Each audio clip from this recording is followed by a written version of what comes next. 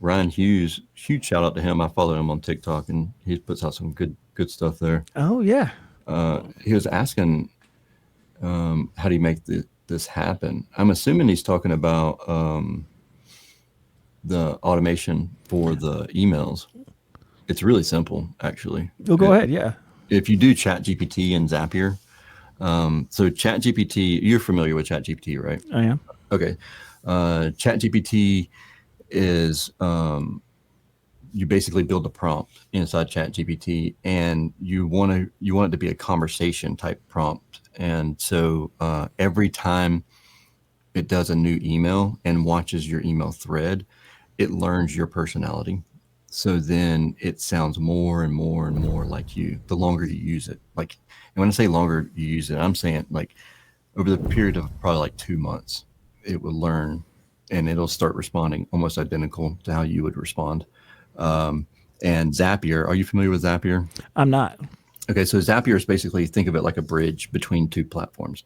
So if you're using a CRM like House Call Pro, Service Titan, Field Edge, well, not Field Edge, but Sarah, some of these CRMs, and Gmail.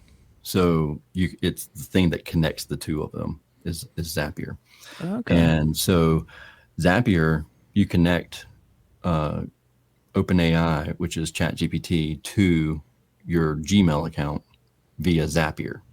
And so Zapier, every time you get a new email, it triggers Zapier to send that email to ChatGPT, so ChatGPT can read it and then respond as if it's you. And then Zapier then sticks it back into Gmail as your response.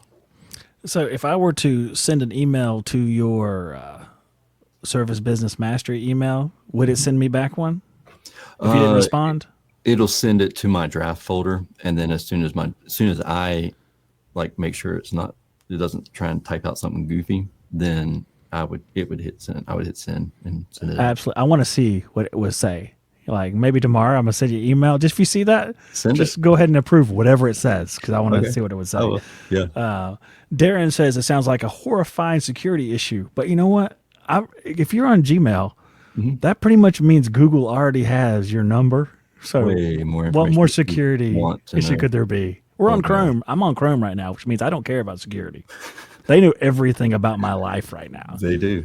It's like the worst, isn't it? And if you have a phone in your pocket, like that's way worse than any of this other stuff.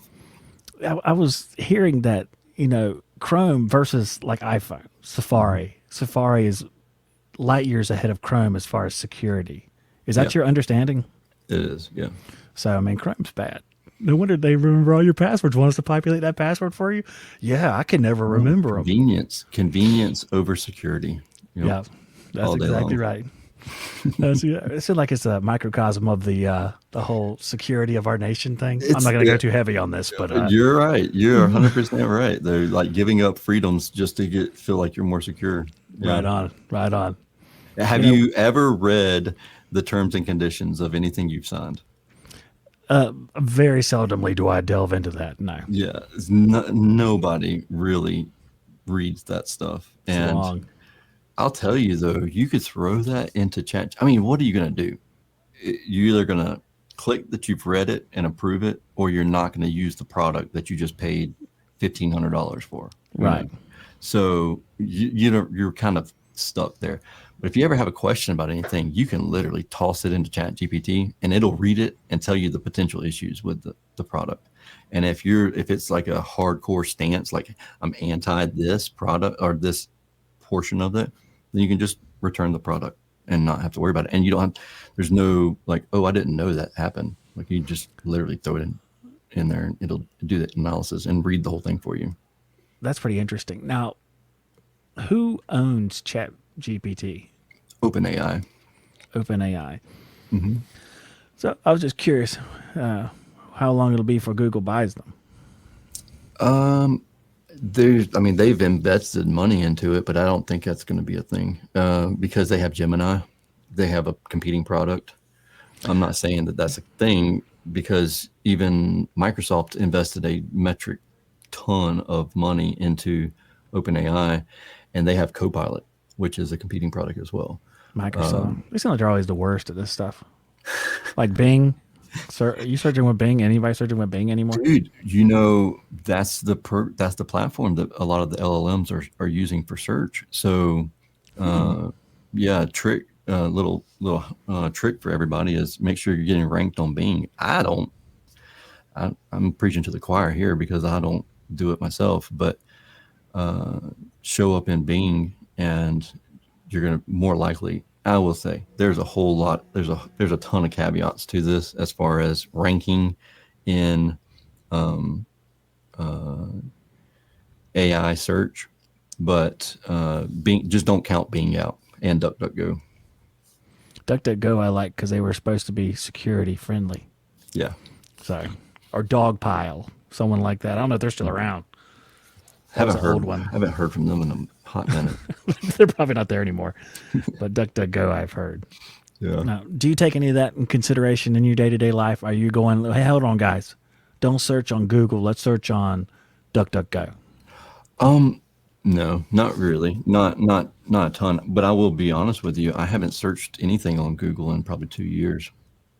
Really? So, how do you Yeah. find out what kind of medical conditions you have? Chat GPT. Oh man, ChatGPT's taking Dude, over. dude. Okay, so there was a study released. I think it was yesterday. It might have been the day before that, where they gave. Um, I want to say it was OpenAI's LLM. It could have been Grok, which is Elon Musk AI platform. Um, they I think it was. Don't quote me on this, but it was something like 10 of the hardest case studies, and it had an 80% accuracy rate. And they gave the same case studies to 100 of the top medical minds in the world, and they had a 30.